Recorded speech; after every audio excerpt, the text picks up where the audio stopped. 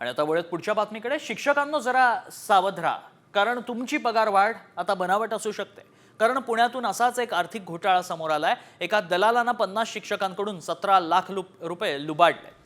पदवीधर नसलेल्या कला शिक्षकांना पदवीधर वेतन श्रेणीचे फायदे मिळवून देण्यासाठी या दलालानं बनावट अध्यादेश जारी केला. त्यासाठी शालेय शिक्षण आणि क्रीडा विभागाचे अतिरिक्त सचिव प्रवीण मुंढे यांच्या डिजिटल स्वाक्षरीचा वापर करण्यात आला. दलाल असलेल्या डॉक्टर दीपक चांदणेने हा अध्यादेश दाखवत शिक्षकांकडून 17 लाख रुपये वसूल केले होते. ही रक्कम पुणे जिल्हा परिषदेच्या माध्यमिक शिक्षण अधिकाऱ्यांना द्यायची असल्याची बतावणी सुद्धा त्यानं केली. पुणे अँटी करप्शन ब्युरोनं या प्रकरणी दलालाला बेड्या ठोकल्या.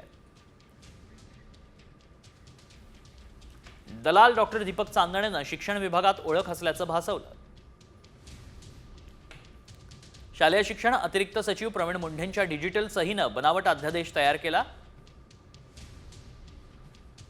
पदवीधर नसलेल्या 50 कला शिक्षकांना वेतनवाढीचं आमिष दाखवलं.